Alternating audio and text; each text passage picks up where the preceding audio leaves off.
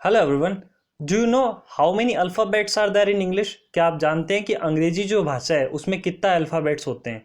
आपका आंसर क्या होना चाहिए? आपको क्या लगता है? 24, 26, 25, 2, 3, 9, 6, 1? क्या आंसर हो सकता है इसका? एक्चुअली ये एक ऐसा क्वेश्चन है जिसका बहुत से लोग गलत जवाब देते हैं। 99% लोग इसका गलत आंसर देते हैं। आपके दिमाग में भी आ रहा होगा कि 26 सभी को पता है, इजी सा क्वेश्चन है। लेकिन इसका आंसर 26 नहीं है। आपको एक इंटरेस्टिंग फैक्ट मैं बताता हूँ कि इंग्लिश में जो अल्फ़ाबेट्स होते हैं वो सिर्फ एक होता है। इसी तरह की कुछ इंटरेस्टिंग चीज़ें आज हम इस सेशन में डिस्कस करेंगे। बात करते हैं कि आखिर इंग्लिश में एक ही अल्फ़ाबेट क्यों होता है। अल्फ़ाबेट जो टर्म है इसका हिंदी में अर्थ अगर आप करने जाओगे तो होता है वर्णमाला, और वर्णमाला हमेशा एक होती है।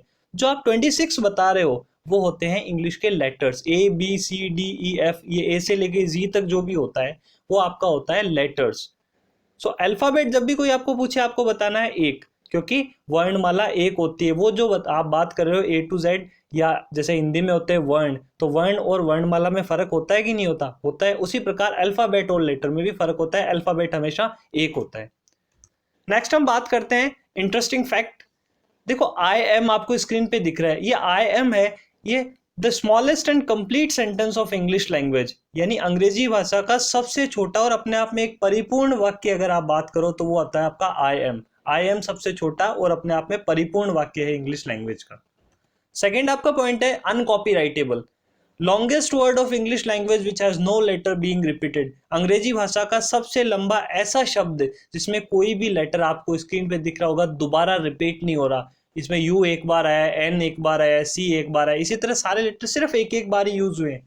हालांकि ये सबसे लंबा वर्ड नहीं है, ध्यान रखना। अगर सबसे लंबे वर्ड की बात करोगे तो वो आगे आएगा, लेकिन ऐसा सबसे लंबा वर्ड जिसमें कोई भी चीज रिपीट ना हो बिना रिपीटेशन के, तो वो होता है आपका अनकॉपीराइटेबल।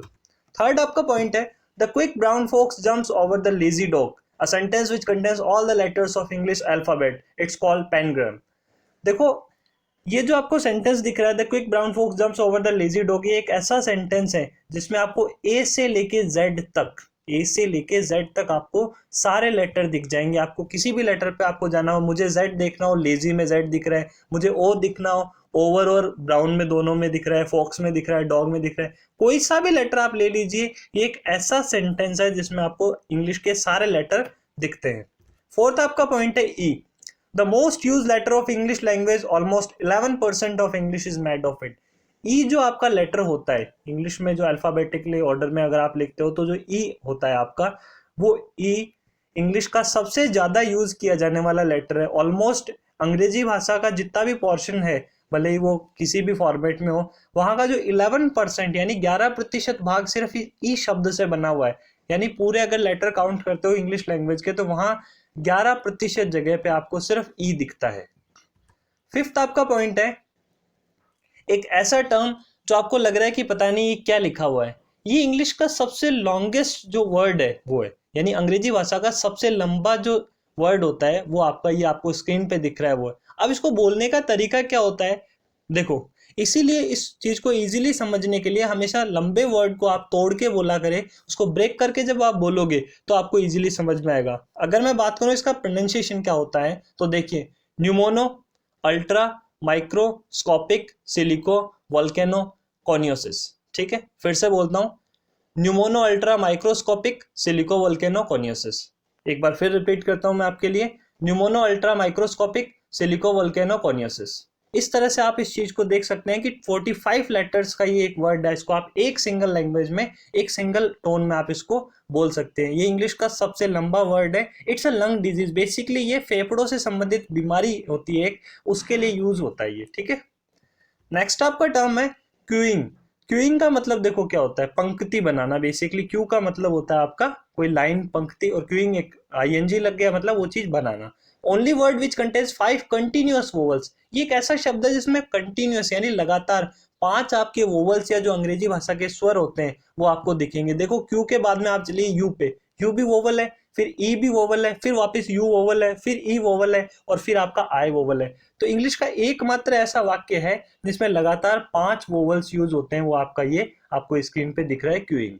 ठीक है, सेवंथ आपका जो टर्म है वो देखिए, सेवंथ एक सेंटेंस है। बेसिकली ये टंग ट्विस्टर है, जैसे हम हिंदी में कुछ टंग ट्विस्टर बोलते हैं, जैसे कच्चा पापड़ पक्का पापड़, उस तरह से जो चीजें होती है, उस तरह इंग्लिश में भी आपके टंग ट्विस्टर होते हैं जो आपकी फ्लुएंसी को इंक्रीज करते हैं। तो ये टंग ट्विस्टर जो आपको स्क्रीन पे दिख रहे हैं वो इंग्लिश का सबसे टफ टंग ट्विस्टर माना गया, the toughest tongue twister in English language. अब इसको बोलना कैसे, हालांकि ये काफी अनकंफर्टेबल होता है, इसको बोलना इतना इजी नहीं है क्योंकि टफेस्ट है, तो आप सोच सकते हो मेरे लिए भी ये चीज थोड़ी टिपिकल होगी। Let's try. Sick sick shake sick sip शिक। फिर से बोलते हैं, सिक सिक शेक शिक शिप शिक। फिर से एक बार रिपीट करिए, सिक शिक शेक शिप शिप शिक। इस तरह से आप रिपीट कर सकते हो इसको बार बार, आपकी फ्लुएंसी इंक्रीज होगी। ये टफेस्ट है, सबसे टफ टंग ट्विस्टर है इंग्लिश लैंग्वेज का। एट्थ आपका जो टर्म है वो है गुड बाय। गुड बाय का मतलब क्या होता है? गुड बाय जैसे हम किसी को बोलते हैं अलविदा, ये वर्ड कहां से आया? The word goodbye comes from an old English phrase meaning God be with you. मतलब अंग्रेजी भाषा में कोई एक प्राचीन समय में ऐसी एक फ्रेज थी, ओल्ड इंग्लिश में एक फ्रेज थी जो क्या थी? गॉड बी विथ यू, मतलब भगवान तुम्हारे साथ हो या भगवान तुम्हारा साथ दे। तो वहां से आपका टर्म निकल के आया गुड बाय। इसीलिए जब हम किसी से मिलते हैं उसके बाद में जब हम वापस उससे मिलने के बाद में जब अलविदा कहते हैं तो आप टर्म यूज करते हो गुड बाय, मतलब अब हम चलते हैं। तो वो टर्म आपका इसलिए यूज होता है, आप उसमें कहीं ना कहीं ये बोल रहे हो कि गॉड बी विथ यू, मतलब भगवान तुम्हारा साथ दे या भगवान तुम्हारे साथ हो। नाइन्थ आपका जो टर्म है वो है प्रोनाउंसिएशन। ठीक है, अब ये टर्म क्या है? प्रोनाउंसिएशन का मतलब होता है आपका उच्चारण। अब इसको उच्चारण ये इसका अर्थ होता है, लेकिन most mispronounced word in the English language, यानी यही एक ऐसा शब्द है जिसका सबसे गलत उच्चारण अंग्रेजी में किया जाता है। इस टर्म का वास्तविक अर्थ होता है उच्चारण, हिंदी में अगर बात करो उच्चारण यानी बोलना इसको, और इसी को सबसे गलत बोला जाता है। ये एक बहुत वियर्ड फैक्ट है, आप भी बोल के ट्राई कीजिए आखिर ये टर्म है क्या। टेंथ आपका जो टर्म है वो है a new word is added to the dictionary every 2 hours, यानी हर 2 घंटे में, हर 2 घंटे में अंग्रेजी भाषा की जो डिक्शनरी है या जो शब्दकोश है उसमें एक नया वर्ड जुड़ता है। आप सोचिए एक दिन में कितने वर्ड जुड़ते हैं? हर 2 घंटे में एक वर्ड, यानी हर 24 घंटे में 12 वर्ड आपके ऐड होते हैं। और इसी तरह एक महीने में कितने वर्ड हुए? एक महीने में 360 वर्ड हो गए आपके, 360 वर्ड आपके डिक्शनरी में नए जुड़ते हैं। नेक्स्ट आपका पॉइंट है butterfly. Butterfly, the original name for butterfly was flutter by. Butterfly जो आपका टर्म है वो बेसिकली बटरफ्लाई नहीं था, पहले जब ये वर्ड बना था तो ये था फ्लटर बाय। फ्लटर बाय फिर धीरे धीरे चेंज होके प्रोनाउंसिएशन के थ्रू या लोगों ने जैसे जैसे इसको यूटिलाइज किया, बाद में यूज करना शुरू किया, तो ये फ्लटर बाय आपका हो गया बटरफ्लाई।